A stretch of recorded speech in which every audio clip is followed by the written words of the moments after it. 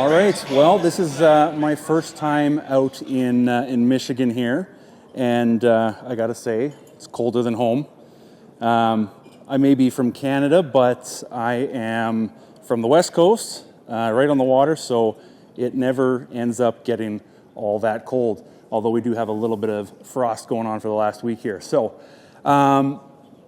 I am acutely aware of the fact that I am the only thing stopping you from going to the bar right now, so I will try and keep this as concise as I can. But when I first was approached by Dervin last year, I was disappointed that I wasn't going to be able to come out here. But he asked me again this year, and it worked with our schedule, so I was happy to come out.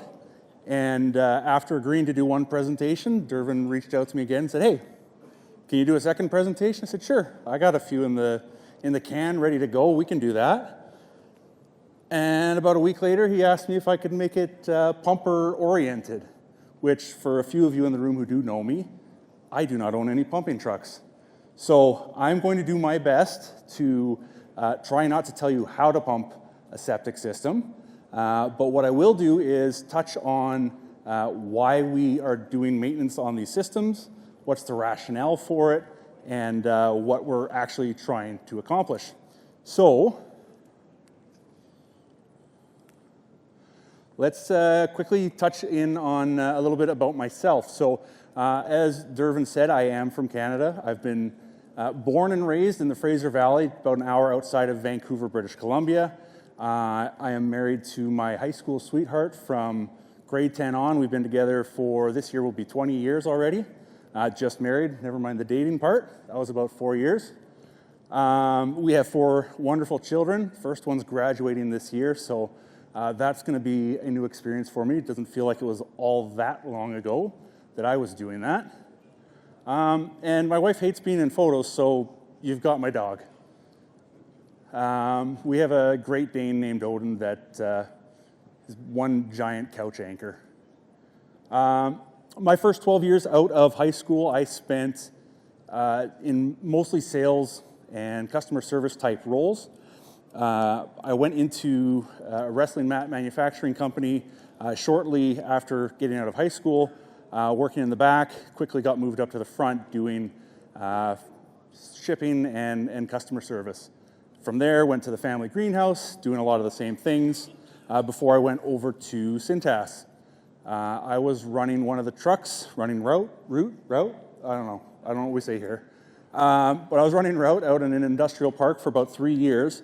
I know you guys have Cintas all around the States, obviously being the Fortune 500 company. They were fantastic and did a lot of the training that I took when it comes to customer service, sales, and all of that sort of stuff.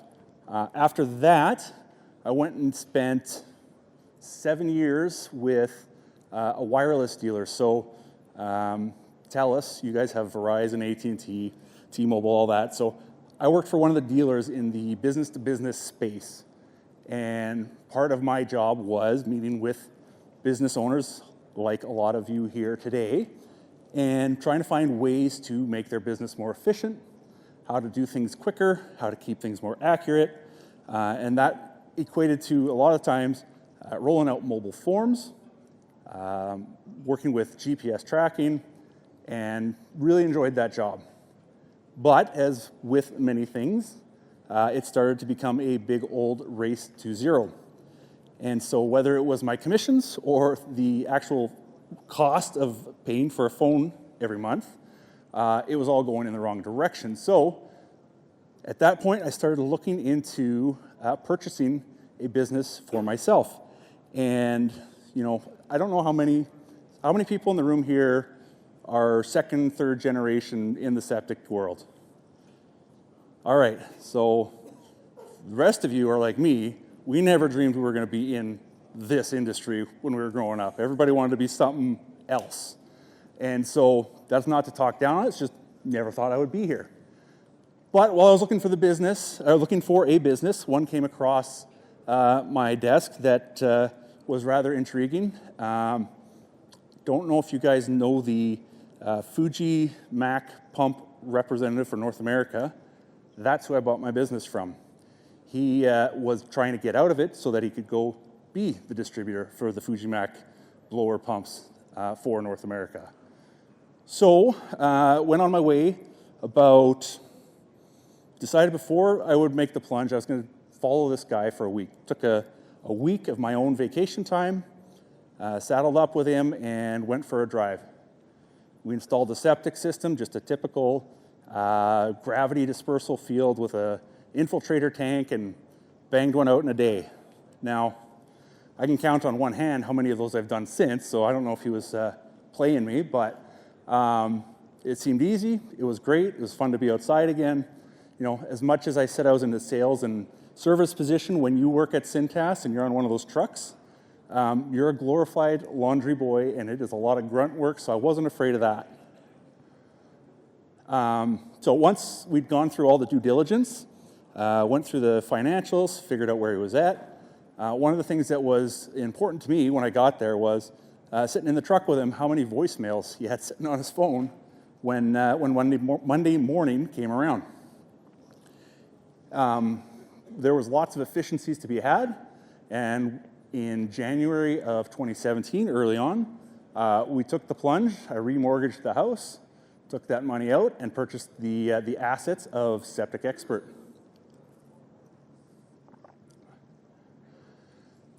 In BC, it's a little bit of a challenge to get certified. It is a long, drawn-out process where if you want to become certified, you have to show proof that you are smart enough and that you've done installs, but you can't do installs until you've got your certification. So I actually ended up going through Alberta first, got my certification in Alberta, and we have some trade laws between provinces that require any province to acknowledge the trades from other provinces, give them an equivalency test, and you're off to the races. So that is how I got into the industry in BC. I hold a planner and an installer stamp, so I'm allowed to plan systems, design them, as well as install. And as Dervin mentioned, probably about 4-5 years in, I got asked if I wanted to be on the provincial association for wastewater, and I said yes, and I haven't left yet. They haven't kicked me out. So last year I got nominated, or I got appointed the vice president, and this year, actually later this month, I'll be going up for the president spot. Oh, and I post way too much stuff online. So some of you will recognize me from our social media posts. One of the things I love doing is educating homeowners, educating other contractors about what we do and why we do it. One of the biggest challenges for me when I did take over the business was that there was not much willingness amongst the industry for sharing quote-unquote trade secrets. And so I like to be able to share that and do my part to help the next wave of professionals that are coming in. One of the things that I find incredibly rewarding, and what helps the industry as a whole, is if everybody starts to do it, not necessarily my way, but if everybody starts to do everything the same way, prices get a little bit closer, and now you're competing on something other than just price all the time.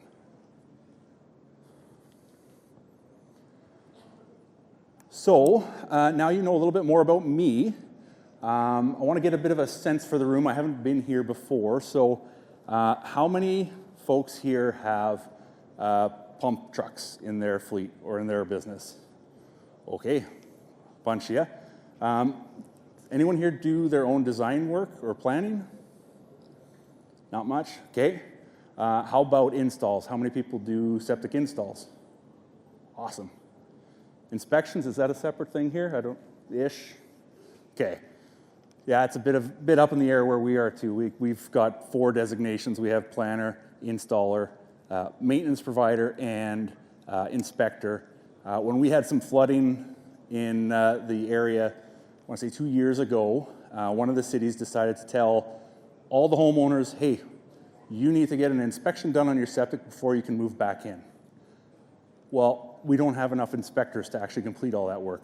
I have all the equipment, but I reached out to our governing body and said, hey, I want to help people out. I want to be able to do these inspections, but if you're going to get me in trouble for it and take my certification away for it, then I'm not going to do it. And at the time, they said, nope, you can't do it.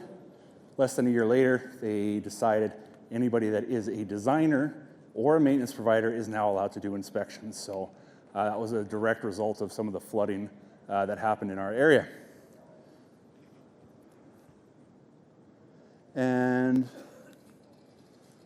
so let's get into what we're going to talk about today. So I know a lot of us have been in this industry for a while, so some of this might be old news. The fact that I guess we don't have as many designers or planners in here, a lot of you may know some of this stuff anyways, but I'll touch on some of the why we're doing what we're doing when it comes to what a septic system is.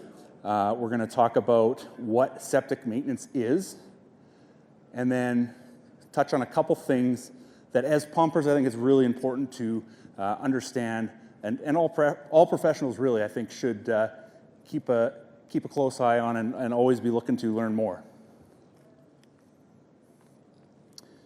So, what is a septic system? Now, we've all seen this diagram before, right?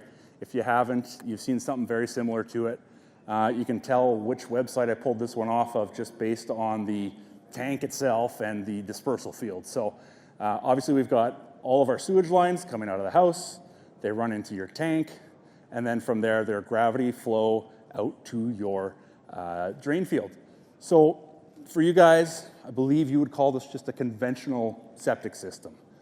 Where I'm from in British Columbia, and we have different regulations from province to province. It's not quite as crazy as here, where you have different things from county to county. I know that when we go down to the Washington State show, I think they have a standard, but there are still some nuance from county to county. We would call this a type 1 gravity dispersal system. So where I'm from, that tank is sized for 3 times your daily design flow. I'll try and keep this American. So if you're a 500 gallon a day system, that tank needs to be 1,500 gallons, and then your field is sized based on what your field can take in. Oh, don't know why I put that away. So there's a couple things. Every septic system should have a septic tank at bare minimum, as well as a dispersal area. Now, there's a number of different ways you can do that, whether it's a gravity field, whether it's a pressure field, subsurface drip. There's a number of different fields that you can go with. The tanks, obviously, there's different materials that you can have your tanks out of. You can have concrete, you can have fiberglass, plastic.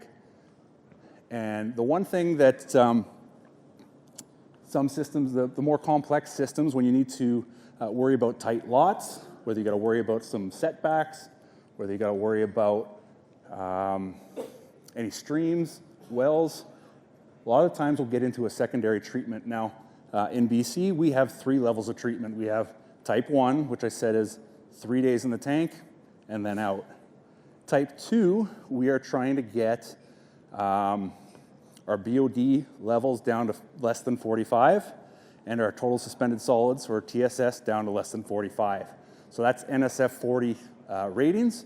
So that's things like your, like a whitewater, I don't know if Sledgehammer, I think, is probably doing at least that. Any secondary treatment component.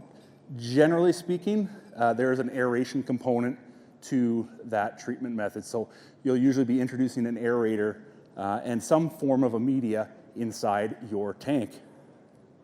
Now, that isn't the only way to get secondary treatment. Obviously, there are systems that allow you to get that level of treatment in the field area as well. Thinking of Elgin, who's here today, Advanced Enviroseptic, which is Infiltrator. I think they have ATL as well.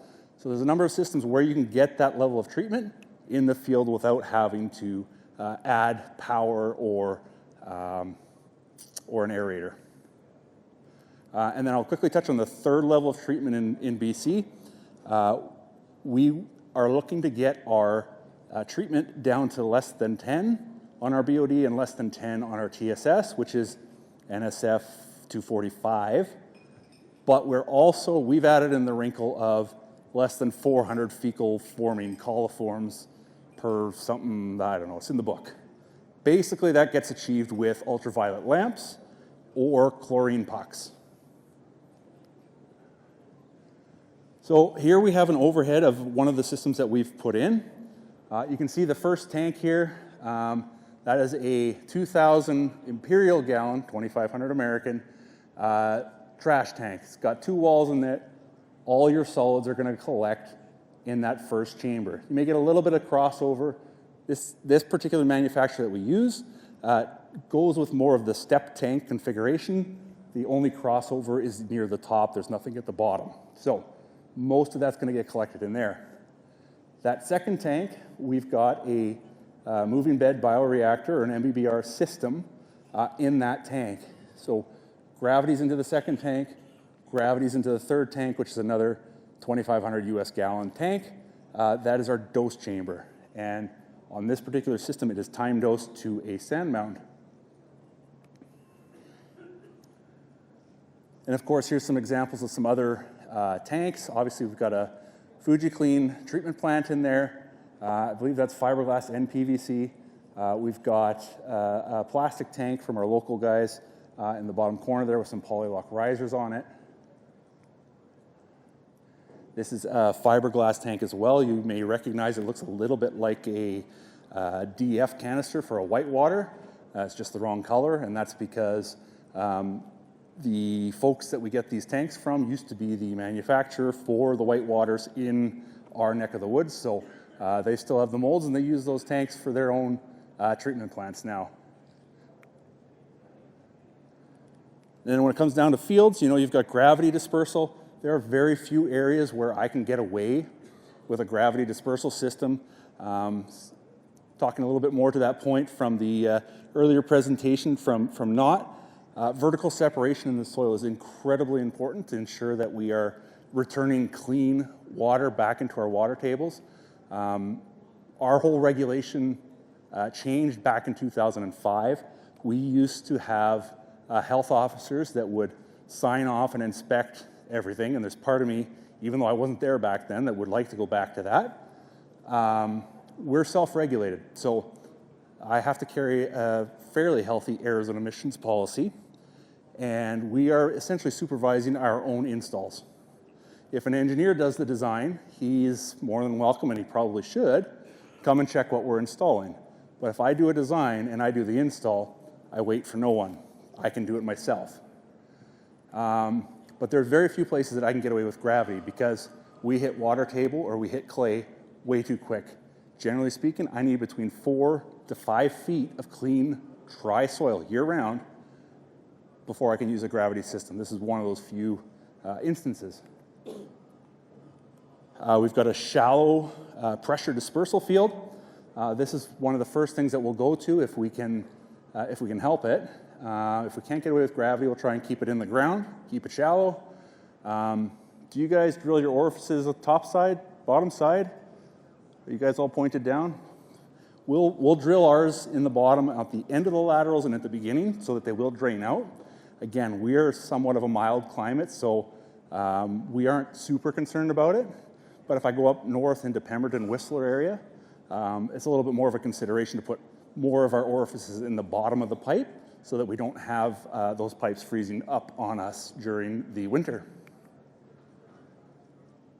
We got a sand mound here. It's a fairly popular one. I'm sure you guys have sand mounds out here as well. Same idea. The one thing I will point out, I don't know how many of you guys do cleanouts on the ends of the laterals, especially on a type 1 system or a conventional septic system. There's still quite a bit of solids that will make its way through. And we're using 1/8 of an inch orifices on our laterals, so it doesn't take much to start plugging those up. So we're very careful to make sure we put cleanouts on the ends of these so that annually we can unscrew them, run the pump from the pump chamber, and flush those lines out so that we're not going to see some buildup. And I'll show you later an example of that. And then we put some topsoil on it. I don't know why I added that. There's an Elgin as well, same thing. So again, we were talking about the treatment happening in the field area. This particular one, we needed to pressurize as well because we actually had a water table sitting about 3 feet under that or less. When we went to put in the tank, we couldn't even get the tank all the way in the ground because it was just pit run. And so we worked with the slope and we blended it in. But you've got your treatment there to help reduce the footprint as well as some of that vertical separation. So what is septic maintenance? If you talk to most people, they will tell you septic maintenance is pumping my tank every 3 to 5 years, which, not wrong, it's very important. It needs to happen. It's probably the most important part of septic maintenance, but I would argue it is far from all of the septic maintenance that you need to be doing.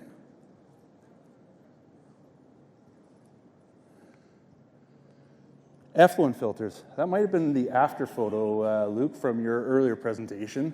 Got a Zabel filter here. This one's actually from a restaurant out on a marina that was dredged out of the Fraser River, just outside of Vancouver, right next to YVR, where I flew out of yesterday. When you see grease build up like that, you know one thing. They have fantastic food in that bar. But it requires regular maintenance, because if that grease makes its way out to the field, it's easy to clean a pipe, it's easy to clean a filter. It's not easy to clean the sand or the soil or whatever your septic field is made up of. So when we go out to do maintenance on a septic system, one of the first things that the guys are supposed to do is take a sludge judge measurement of the inlet from the first tank. So who here has a sludge judge? Anybody? Couple? This acts like that straw on a McDonald's drink where you used to like just stick your thumb on top and play. Yeah, I don't know. Maybe I'm the weird kid. I don't know. But it's like a giant straw that you put your thumb on. You lift it up. And you can actually see the layers in the septic tank. So the rules in BC, the way our guideline is written, is that when the solids account for 33% of the volume of a tank or more, it's time to pump it out. So why do we want to do that? It's quite simple in that when I first put that tank in, I have 3 days worth of retention time in there. After 33% of the septic tank is made up of scum and sludge, I have 2 days. The longer we keep going, the quicker the sewage is working its way through the septic tank. So as much as some people are proud of the tank that hasn't been pumped in 50 years and I'm never going to do it, their sewage is making it straight out to the water table, their field, their D-box, whatever it is. Not necessarily something you want to be proud of. So on top of that, there's some other things that you want to take into account when you're doing maintenance on a septic system. Effluent filter we touched on. Like I was saying earlier, most of the secondary treatment systems do have aerators. So you want to check on your aerator, make sure that that is still functioning, make sure your diaphragm or rotary vanes are still operational. Can't tell you how many times we show up to a homeowner's place and pump's not working. It's not that it's not working, they unplugged it, especially the rotary vane ones because they are loud. But we want to make sure that's going, because one of the things when we do a design is we are adding treatment for a reason. Whether it's a setback or anything else, we're able to reduce the size of our field by about 50% when we go from type 1 to type 2. So when they just unplug that or it breaks down and nobody replaces it, their field is half the size it should be, because that's what it was designed for. Ultraviolet lamps. You guys use any ultraviolet out here for any of the treatment? So I'm not sure about your lamps out here, but the ones that we use in our area are only good for 375 days. After that, they're still lit.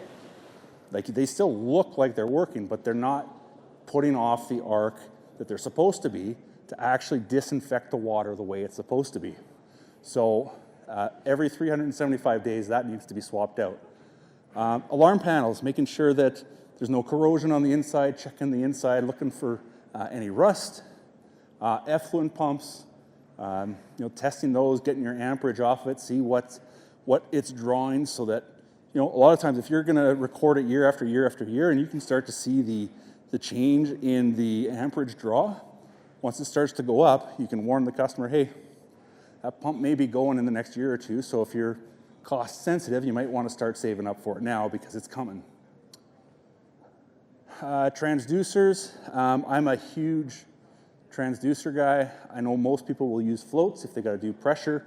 The thing I love about the transducers, one, it's not moving like a float does. That is going to wear out over time with every dose. It is a mechanical change there.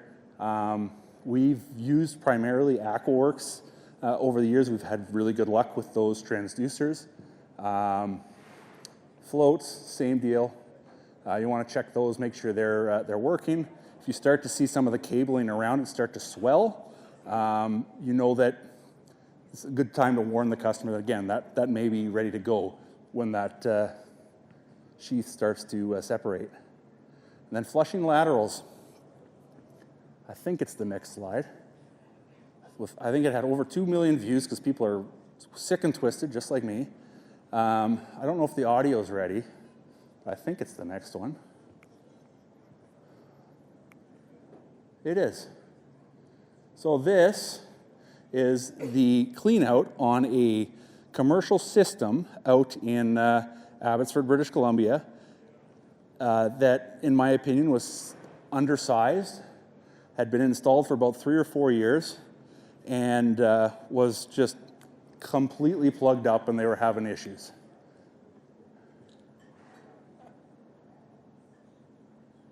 Oh, we're missing the noises. So all of that was sitting in the lateral. And what you'll see in the next photo here, this is an overhead shot of this field. You should be able to see the yellow cones on either end. So these 3 over here, those are cleanouts, and the 3 on this side, those are cleanouts. Do you notice how green it is in the middle, but then starts to darken as you get closer? That's how much buildup was inside of those pipes. So gives you a bit of an idea of how much of the field is actually getting use. So we flushed those out. This is a picture from the ground, obviously. Here's your cleanouts. And again, you can see how much yellow grass there is. We've got to get back there yet to take a new photo to show how green it's gotten since, but that is a challenge, especially, again, with those type 1 traditional style septic systems. Even with a filter, you're going to get that buildup inside of those pipes.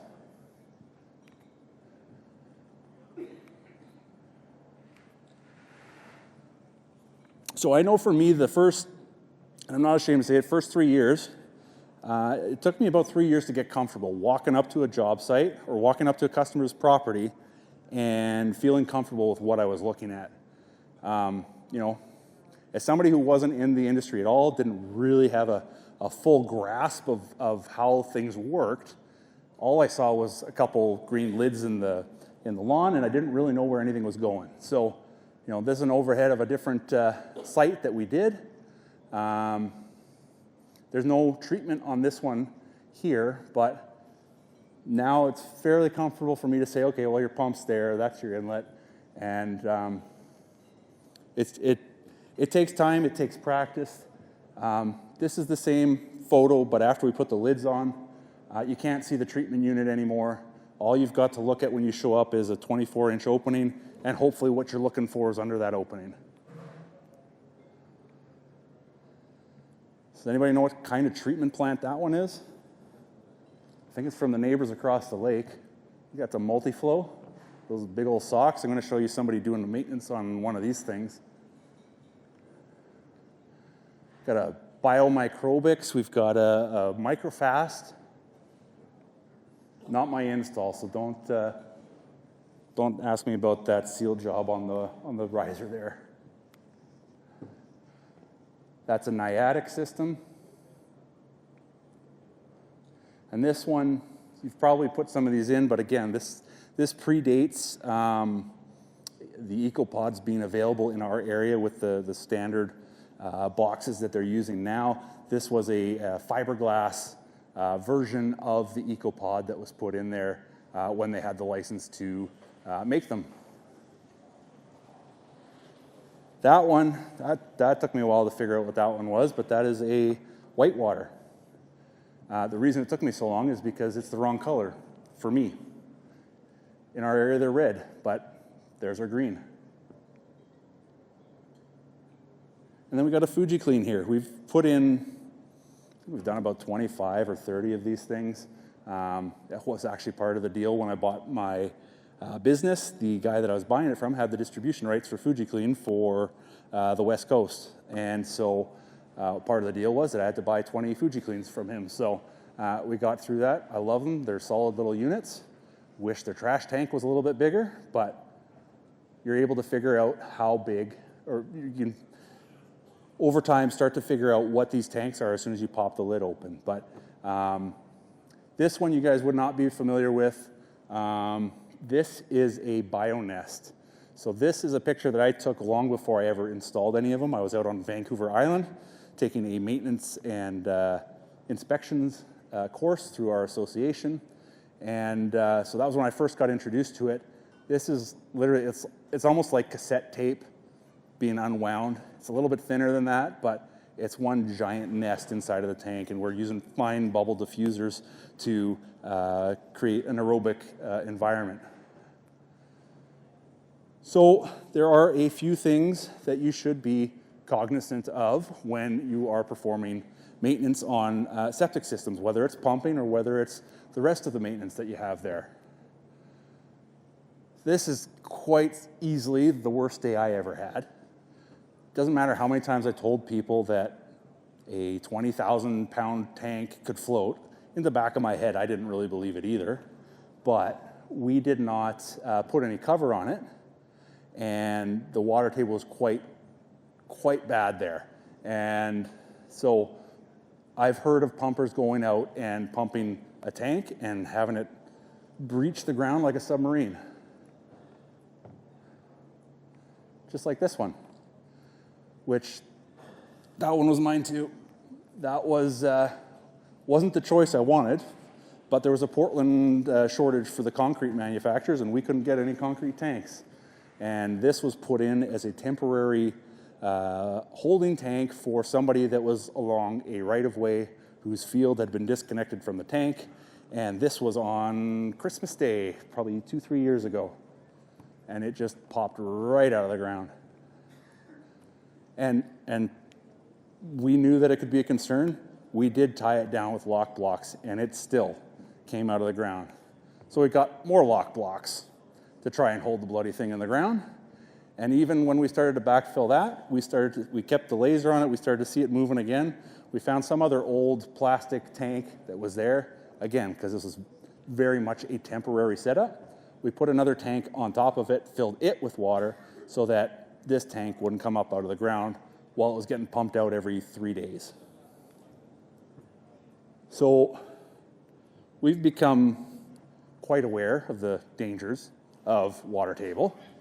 And one of the things that I've been doing probably the last, 5 years or so, is installing a groundwater observation port. So right in the middle of this picture at the bottom, all that is a 4-inch perforated pipe, and below there it's wrapped with filter fabric so you can't get any fines going into it.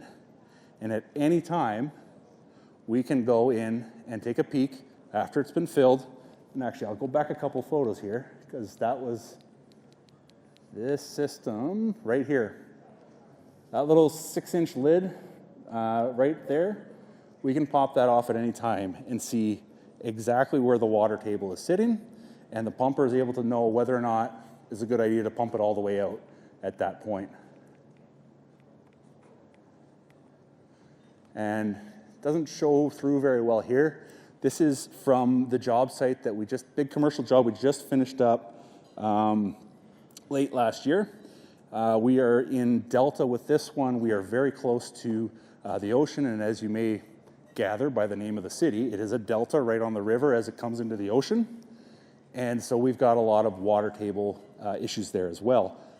We had, what's the new name that they're using for these rain events? It used to just be called rain. But we had one of these, I don't even remember what it is anymore. I've blocked it from my brain. Heavy rain. We had heavy rain.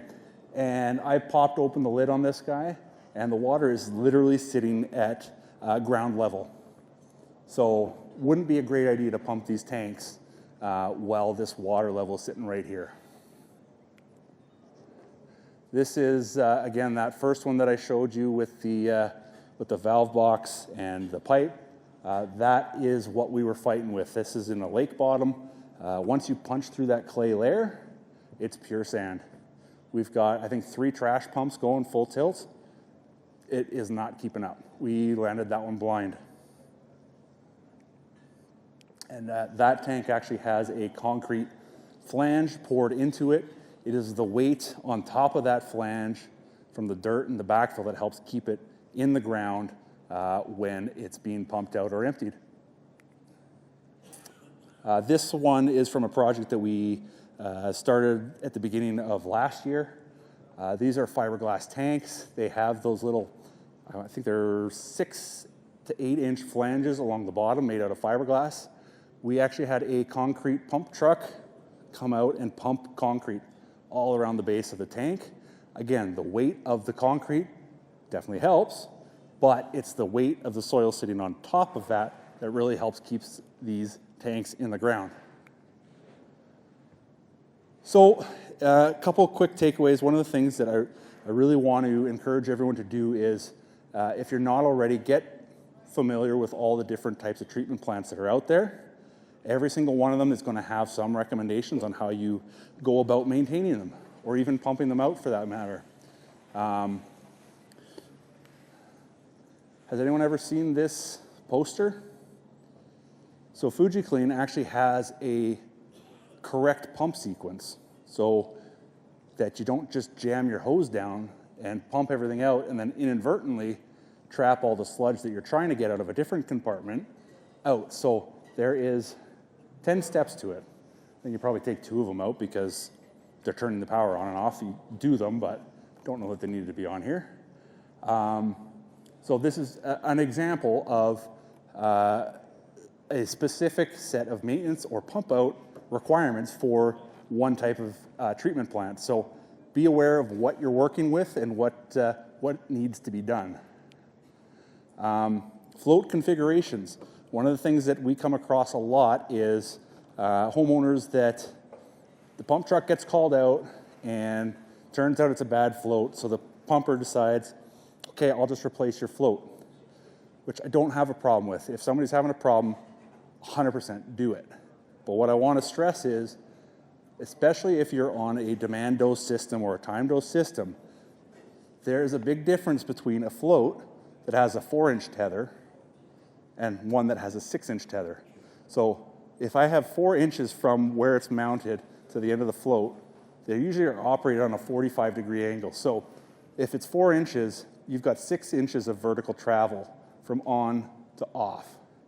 If I add 2 inches to that length, now I've got 9 inches of vertical travel.